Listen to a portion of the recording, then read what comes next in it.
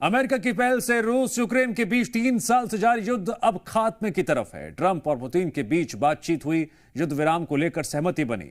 Putin 30 दिन के युद्ध विराम पर राजी हो गए हैं, जिससे इस लंबे और विनाशकारी युद्ध को खत्म करने की संभावनाएं बढ़ चुकी हैं।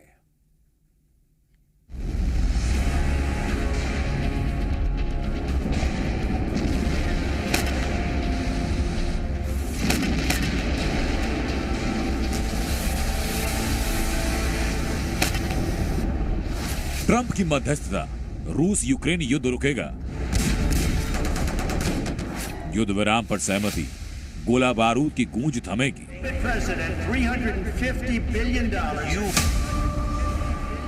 ट्रंप की पहल, ज़ेलेंस्की झुके, पुतिन नरम।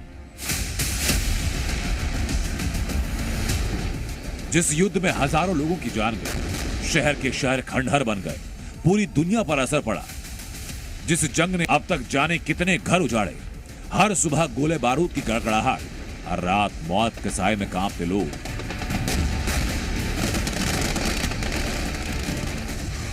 यूक्रेन की धरती पर बिछी तबाही, रूस के सैनिकों की बर्बादी, ये एक ऐसा युद्ध जो मानवता को निगलने पर आमादा था। रूस और यूक्रेन के बीच चल रहा वही युद्ध अब खत्म होने की कगार पर। अमेरिकी राष्ट्रपति ट्रंप की मध्यस्थता से इस भयावह युद्ध को रोकने की पहली बड़ी कोशिश रंग लाती दिखाई पड़ रही है। ट्रंप और रूस के राष्ट्रपति पुतिन के बीच हुई 2 घंटे की लंबी बातचीत के बाद फैसला हुआ। पुतिन ने ट्रंप के प्रस्ताव पर सहमति जताई और 30 दिनों के अंदर युद्ध विराम पर हामी भरी। अब उम्मीद ये कि ये अस्थायी सीज फायर बहुत जल्द युद्ध विराम में तब्दील हो सकता है।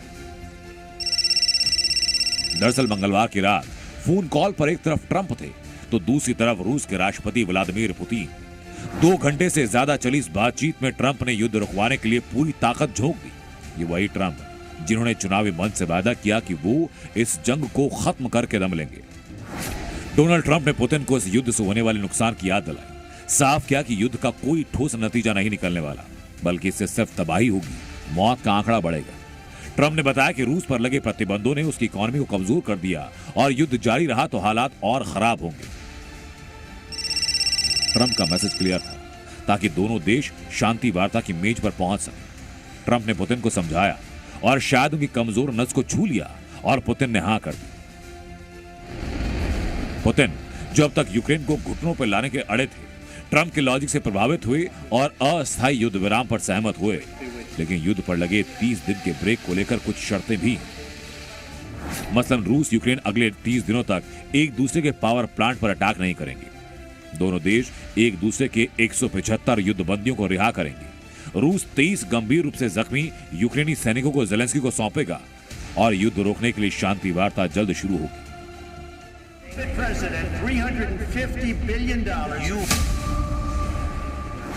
याद कीजिए वो दिन जब व्हाइट हाउस में ज़ेलेंस्की ने ट्रंप को आंखें दिखाई, बातचीत की टेबल छोड़कर निकल गए। हालांकि बाद में गलती का एहसास हुआ, यू टर्न लिया और कहा कि जो ट्रंप कहेंगे वही होगा। अब ये 30 दिन का युद्ध विराम क्या परमानेंट सीज़फायर हो सकता है, ये समय बताएगा। लेकिन इतना जरूर कि ट्रंप की इस पहल ने शांति की उम्मीदें जगा दी। ब्यूरो रिपोर्ट, जी मीडिया।